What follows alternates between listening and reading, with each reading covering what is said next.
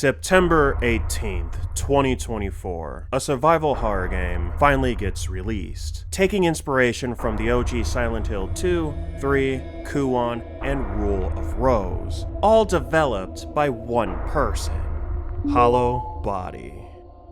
I've enjoyed a handful of these types of games in the past, both known and rarely talked about, but I don't usually seek these games out. Hollowbody appeared in front of me with its Kickstarter trailer, and I hopped on it because it was low poly. What can I say? I have my weaknesses. Jumping into the demo that was playable during the 2024 Summer Next Fest, I came out of it with a positive opinion on it. Even though the demo was short, I played enough of it for me to say that the graphics were fine, along with the gameplay. The story was unknown to me because of the small sample size I was given. My only issue was some of the animations were a bit weird, but that was it. Did I find myself with the same opinion after playing Hollowbody months later? Well, let's talk about the unknown first, the story. Hollowbody takes place in the mid-21st century, where a catastrophic incident occurred in the west coast of the British Isles, a suspected bioterrorism attack. With people not knowing where this came from, fear of the unchecked contagion spread. People built walls around the main city of Aeonis to protect themselves. Orbital strikes would also rain down in the once populated areas, incinerating everyone left in the quarantine zone. People wanted answers for what happened, and Sasha is one of them. My mother was one of the kids that made it out. Her parents weren't so lucky. We all know someone screwed up, that much they couldn't hide. I'm just sick of no one being held accountable. But while she was looking for these answers, she disappears. The character you play as, Mica, is someone who wants to find Sasha and bring her back. Experiencing Mica descend deeper into the decaying area while being made fun of by a demon on a phone was interesting. How do you know my name?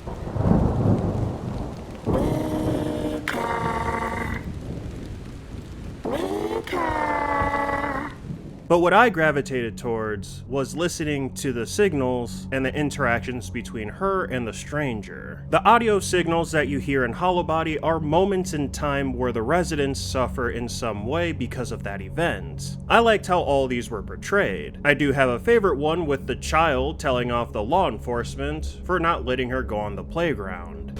I'm sorry. With everything going on, she's just struggling with the change.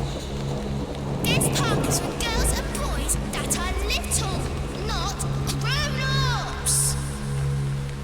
That's enough, show. You better listen to your mummy.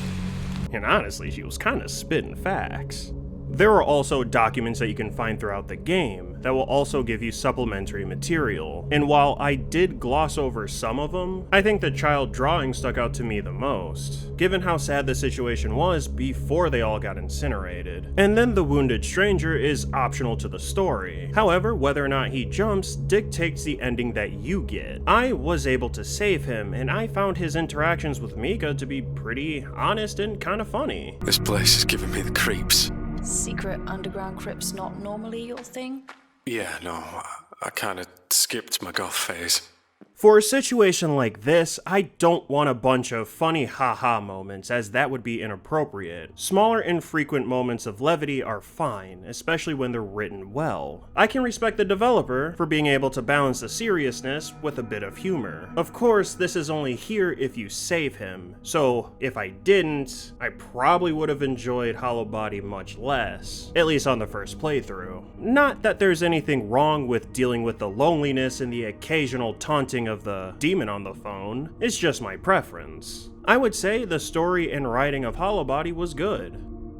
Hollowbody has the low poly aesthetic, however it's more like early PS2 than PS1. The intro and outro cutscene was done well, although I won't show you the ending cutscene, because you know, spoilers. The areas you travel in, like the suburbs and the apartment complex, all look good. Nothing seemed out of place and all looked pretty desolate to me. While the game takes place in the not so distant future, you can see how big of a difference the areas are in tech. between where Mica starts and where the rest of the game takes place. The ambient tracks, the sound effects, and the voice acting were done well too. None of the cutscenes that had voice acting sounded too stilted to me. The only issue I have is the same one I had from the demo, the animations. Some of the animations look a little bit off, but that alone isn't enough to bother me and put me off from the game. So I would say in the presentation department, Hollowbody did just fine. The gameplay of Hollowbody has three aspects: exploration, combat, and puzzle solving. Exploration in Hollowbody will net you ammo, new equipment, and various items. The combat in the game is simple. You have both melee weapons and guns. You can have one of each equipped at a time. If you want to switch between melee and ranged, you have to hold down a button and select left or right. For me, because I use my PS4 controller, I had to use triangle and use the D-pad. You can also lock onto any target and strafe. And when you knock down a monster, they will likely crawl towards you to attack. So when this happens, you can stomp them out.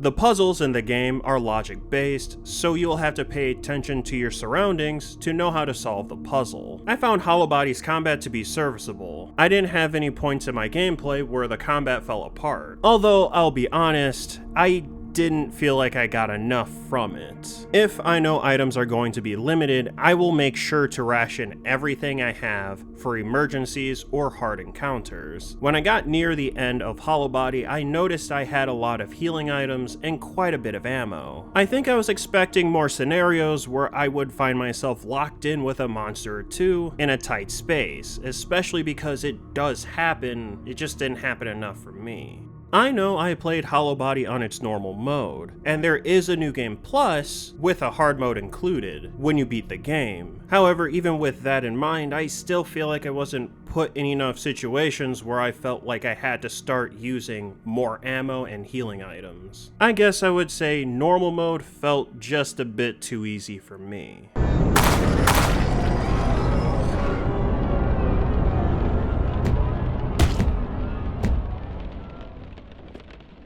And so, those are my opinions on the survival horror game, Hollowbody. Overall, it was a good time. I got most of my enjoyment from the atmosphere and writing. The gameplay wasn't bad, but if I had to pick from the three categories that I mentioned, I would say gameplay was the weakest in my opinion. If you are interested in Hollowbody, you can get it on Steam for $16.99. If you're a console gamer, you're gonna have to wait a little bit, so keep an eye out for it. I definitely recommend this to anyone wanting a horror game that takes inspiration from the OG Silent Hill games. But anyway, that's it from me. I'll see you in the next one.